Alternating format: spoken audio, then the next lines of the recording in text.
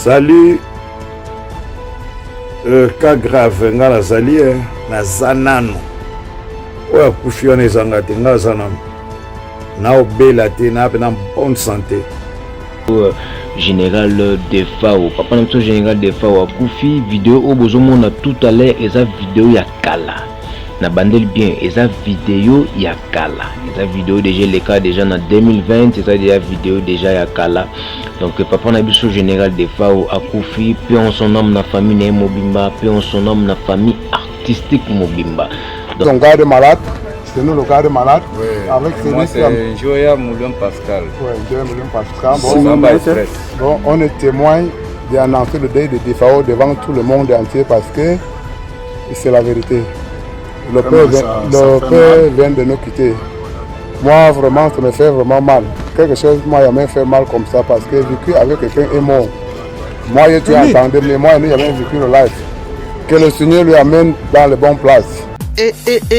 Aïe, maman oyo ayebi kofana na bana, maman malamu, dala evandeli na ye, mwasi ya motema pembe maboko pembe, la reine Dinga, maman ayebi kosolola.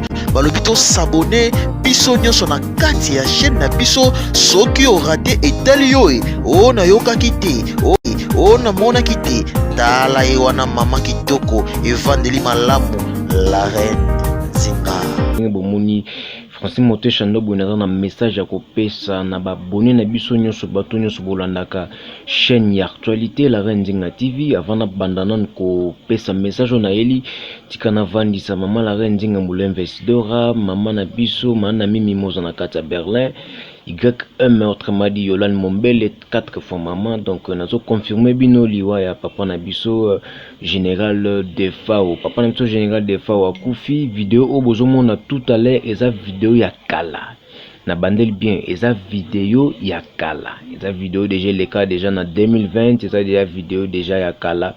Donc papa na biso Général Defao akufi, pe en son nom na famille na mobimba, pe en son nom na famille artistique mobimba.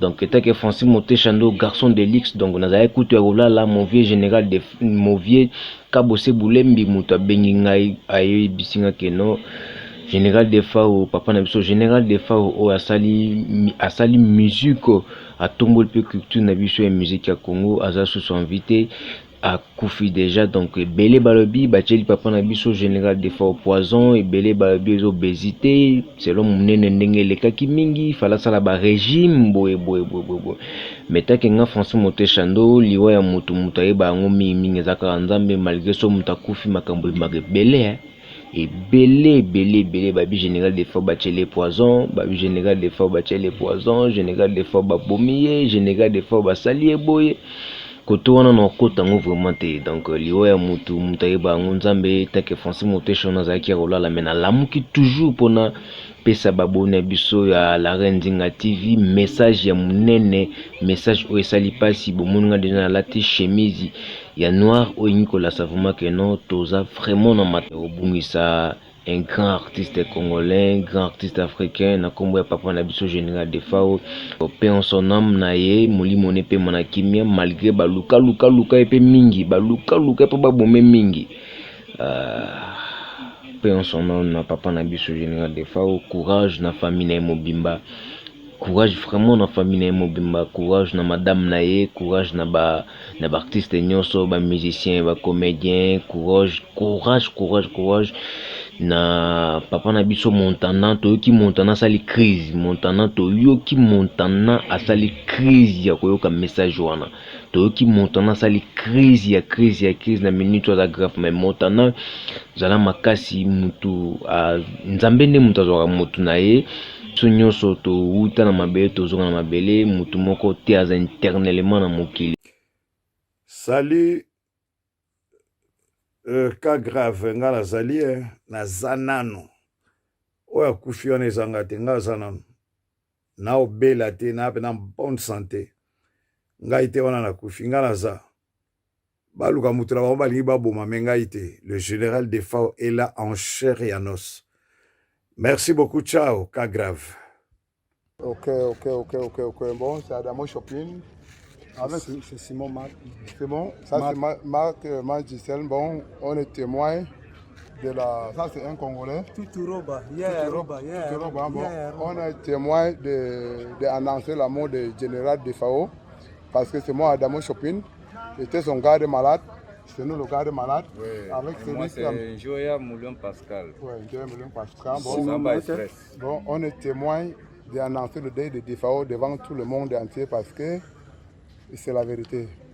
Le père vient de nous quitter. Moi, vraiment, ça me fait vraiment mal. Quelque chose m'a jamais fait mal comme ça parce que vécu avec quelqu'un est mort. Moi, tu entendais, mais moi, il n'y a jamais vécu le life. Que le Seigneur lui amène dans les bonnes places.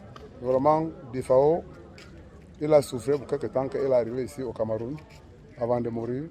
Mais tout ce que Dieu fait est bon. Restez unis.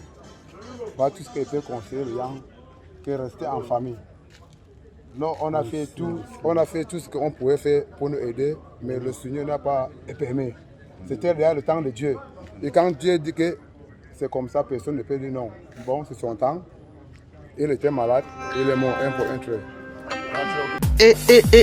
Aye, mama oyo ayebi kofana na bana, mama malamu, tala evandeli na ye, mwasi ya motema pembe maboko pembe, la reine Nzinga, mama oyo ayebi kosolola. Balobi to s'abonner biso nyonso na kati ya chaîne na biso soki o raté etali yo o na yokaki te o na monaki te tala ye wana mama kitoko evandeli malamu la reine Nzinga.